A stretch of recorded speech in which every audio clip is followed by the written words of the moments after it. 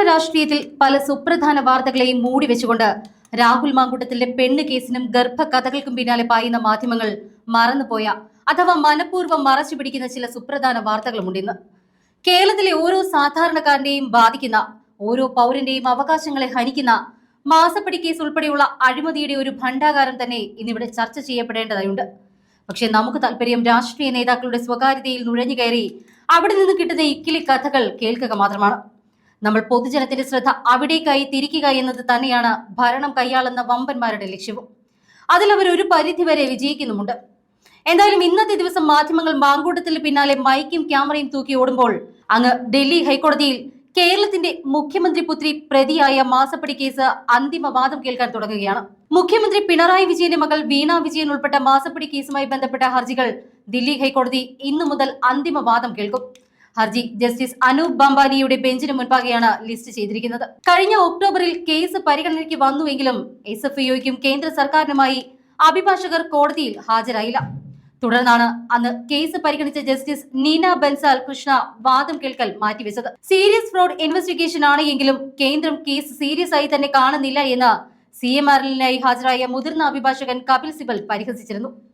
Company രജിസ്ട്രാറുടെ അന്വേഷണ report ആവശ്യപ്പെട്ടുകൊണ്ട് CMRL നൽകിയ അപേക്ഷയിൽ കോടതി കേന്ദ്രത്തിന് നോട്ടീസ് അയക്കുകയും ചെയ്തു. കഴിഞ്ഞ ഒക്ടോബറിൽ കേസ് പരിഗണനയ്ക്ക് വന്നുവെങ്കിലും SFIOയ്ക്കും കേന്ദ്ര സർക്കാരിനും വേണ്ടി അഭിഭാഷകർ കോടതിയിൽ ഹാജരായില്ല. തുടർന്ന് അന്ന് കേസ് പരിഗണിച്ച ജസ്റ്റിസ് നീനു ബൻസാലിന്റെ ബെഞ്ച് വാദം കേൾക്കുന്നത് മാറ്റിവെച്ചു. നേരത്തെ ജസ്റ്റിസ് ഗിരീഷ് കട്പാലിയുടെ ബെഞ്ചിന് മുൻപാകെയായിരുന്നു ഹർജികൾ ലിസ്റ്റ് ചെയ്തിരുന്നത്. എന്നാൽ റോസ്റ്റർ മാറിയതോടുകൂടി പുതിയ ബെഞ്ചിന് മുൻപാകെ എത്തുകയായിരുന്നു. കമ്പനി രജിസ്ട്രാറുടെ അന്വേഷണ റിപ്പോർട്ട് ആവശ്യപ്പെട്ടുകൊണ്ട് CMRL നൽകിയ അപേക്ഷയിൽ കേന്ദ്രത്തിന് കോടതി നോട്ടീസ് അയച്ചിരുന്നു. CMRL നിന്ന് നൽകാത്ത സേവനത്തിന് വീണ വിജയനും അവരുടെ സോഫ്റ്റ്വെയർ സ്ഥാപനമായ എക്സാലോജിക്കും 1,72,00,000 രൂപ കൈപ്പറ്റി എന്നതായിരുന്നു ആദായ നികുതി സെറ്റിൽമെന്റ് ബോർഡ് കണ്ടെത്തിയത്. ഇതിനൊപ്പം തന്നെ ലോൺ എന്ന നിലയിലും വീണയ്ക്ക് പണം നൽകിയിരുന്നുവെന്നും കണ്ടെത്തി. പ്രതിവർഷം 66 ലക്ഷം രൂപയുടെ ബാധ്യതയാണ് വീണയുടെ എക്സാലോജി കമ്പനിക്ക് ഉണ്ടായിരുന്നത്. CMRLുമായി ഇടപാട് തുടങ്ങിയതായിരുന്നു പിന്നീട് കമ്പനിയുടെ മുഖ്യ വരുമാനം. 2017 മുതൽ 19 വരെയുള്ള കാലയളവിൽ CMRLുമായി ഇടപാടുകൾ നടത്തി. പ്രതിമാസം 5 ലക്ഷം രൂപ CMRLിൽ നിന്നും വീണയുടെ പേരിലേക്ക് എത്തി. കമ്പനിയുടെ പേരിലും 3 ലക്ഷം രൂപ പ്രതിമാസം എത്തിയെന്നും SFIOയുടെ കുറ്റപത്രത്തിൽ പറയുന്നു. എറണാകുളം അഡീഷണൽ സെഷൻസ് കോടതിയിലാണ് SFIO കുറ്റപത്രം സമർപ്പിച്ചത്. കമ്പനി രജിസ്ട്രാറുടെ അന്വേഷണ റിപ്പോർട്ട് ആവശ്യപ്പെട്ടുകൊണ്ട് CMRL നൽകിയ അപേക്ഷയിൽ കോടതി നേരത്തെ തന്നെ കേന്ദ്രത്തിന് നോട്ടീസ് അയച്ചതാണ്. SFIO അന്വേഷണത്തിനെതിരെ നൽകിയ ഹർജികളിലാണ് ഇപ്പോൾ അന്തിമവാദം നടന്നുകൊണ്ടിരിക്കുന്നത്. എന്തായിരിക്കും കേസിൽ സംഭവിക്കാൻ പോകുന്നത് എന്നുള്ളത് ഇന്നത്തെ വാദം കേട്ടാൽ മാത്രം അറിയാവുന്ന കാര്യമാണ്. എന്താണ് ഈ കേസിൽ സംഭവിക്കാൻ പോകുന്നത് എന്നുള്ളത് ഇന്നത്തെ വാദത്തിന് ശേഷം മനസ്സിലാക്കാം. വീണ്ടും ഒരു തിരഞ്ഞെടുപ്പ് എടുക്കുന്ന വേളയിൽ കൂടിയാണ് ഇപ്പോൾ മാസപ്പടി ഉയർന്നു വന്നിരിക്കുന്നത്.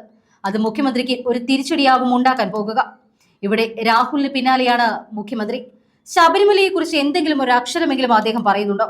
ഇല്ല, നമുക്കതിനുള്ള നേരവുമില്ല. ഇവിടെ രാഹുലിനും പിന്തുണയേറുകയാണ്. എന്തായാലും മുഖ്യമന്ത്രി അതിജീവിതകൾക്ക് വേണ്ടി കപ്പുയർത്തി ഐക്യദാർഢ്യവുമായി പരസ്യവേദികളിൽ പ്രത്യക്ഷപ്പെടുമ്പോൾ സ്വന്തം കുടുംബത്തിൽ കയറി തന്റെ മകളെ കേന്ദ്രം അറസ്റ്റ് ചെയ്തു കൊണ്ടുപോകുന്നത് കാണേണ്ടി വരുമെന്ന കാര്യം മുഖ്യമന്ത്രി മറന്നു പോവുകയാണ്.